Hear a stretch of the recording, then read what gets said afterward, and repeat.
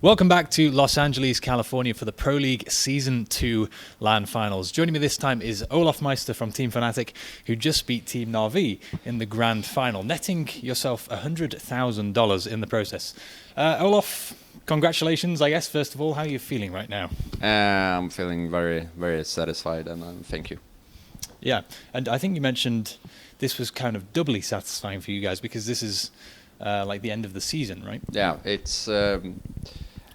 don't get me wrong, I love to play Counter-Strike and I love to be able to travel to all these events and have it as a work, but or a job. But it's been quite a few events this year, and it's going to be nice to be home for at least a few weeks. Do you think there are, just before you talk about this tournament, do you think there are almost too many Counter-Strike tournaments a year? Yeah, I think so. I don't like how the scene is going with. It's too many events. Like the hype for like big games it's not the same as it should be. Like if Envious is playing NIP or TSM, something like that, it should be like a massive game and everybody's like, it's gonna be this Saturday, I want to be home and watch it. But instead it's like, oh, it's Envious TSM. Well, yeah, I've seen it like 3 times this week already. So right. So it's not just tiring for you guys, but also it makes people care less, right? Yeah. Right, well, that's a shame. I mean, hopefully that'll improve going forwards. I think so. Yeah, there are plans in the work.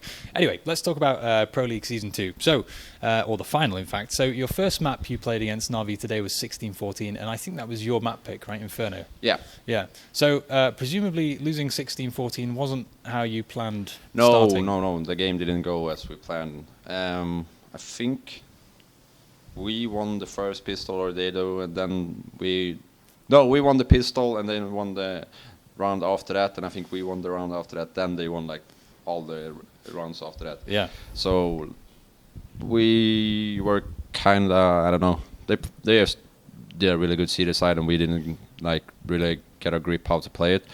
But I'm really proud of how we reacted and how we did a comeback, because they even won the pistol and we came back and won the antique after that, and we know we have a really, really strong citizen on Inferno. I spoke to Flusher yesterday morning, and he was saying you guys kind of start slow. Your first map of the day, maybe not as good as the rest of the maps. Was that a factor as well, do you think? I don't know, but it's a known fact in our team that we are kind of like slow starters. I don't know why. We tell ourselves to like, come on, we can't be like this all the time, but somehow, like, I don't know, it's like we have to have like the pressure on us to be able to like be really like play better, I guess. I don't know why. Right. Okay, well then of course the next map was Dust 2, so this was Na'Vi's pick, which you then stole from them. It was 16-14 again.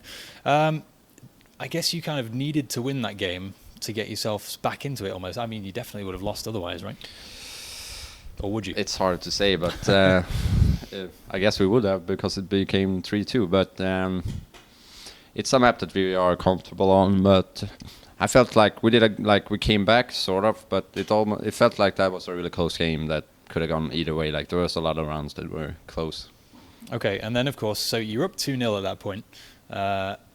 Yeah, correct. You were winning 2-0, and then Na'Vi came back and won the next 2. Do you think that was almost a little bit complacent at that point? You were 2-0 up, you had 3 maps to win out, and maybe relaxed a little bit too much? I don't want to say that, like it's a final and 100k on the line. So, yeah. But JW was using a Negev at one point in that train match, right? Yeah, but that was a wrong buy. That wasn't like okay. Serious. There was someone bought it, and he was like, sure, we can't like waste all this money. I'm gonna try to use it or something like. Right. And he actually got a kill with it. But like Mirage, we're not really like satisfied with how we played. Like it felt like we didn't play good on that map, but I don't think that we were like satisfied going like already like happy, like we got this, we're gonna win this tournament. Like I hope not, at least, and they play good. Okay, and then of course the very last map, which you just finished, which was Cobble, and you shut them out 16-6 on that final map. Is it just a strong map for you, or was that kind of the point where you were like, we need to wake up now, we've got to get this done? Actually, it hasn't been like before with Pronox. It was probably our biggest, or for a very long period it was our like best map for sure. And like in the end when we had some problems in the team, it sort of was a good map and not the best. And when he left, it was not a good map. It hasn't been a good map for us yet, but we actually changed positions like almost the whole map in the final. We decided yesterday that we need to do something new on this map, and we changed the whole CD side and a few things on T side as well, and it looked good. Hopefully it's going to get back as it was before. Yeah, well, clearly it did work. You won 16-6. Do you think that's probably the reason? Well, I guess Na'Vi have an expectation of how you guys are going to play, right? If you kind of throw out the script before a map like that and completely start anew, if somebody did that to you, would that be quite hard to adjust to? It has happened to us before. It's maybe a shock in the start, but like you figure it out like after 3 rounds, then you know where everybody's holding if you're a good team, and I'm sure they did. But it's a chance you have to take, or we had to take. We felt like, and it worked out for us. Also, we were able to watch the game yesterday when they played MS, and they played a really close game, and they showed their tactics basically. They had to and that I think helped us because we know we know how they played, and also we know after the CT side we know how to play. After our CT side we know how they play CT as well. So we know either side we know how to play, and we can, even if it's 14 or 10-5, we can make a comeback. Are Na'Vi a team that you have a pretty good relationship with? I mean, how often do you speak to these guys outside the game? It's probably one of the teams we don't speak with that much, to be honest. Right. Okay. It's not like we're on a bad relationships with them. They just don't speak with them. They they aren't the best English talking people. Yeah. It's kind of hard to, but they're really nice guys.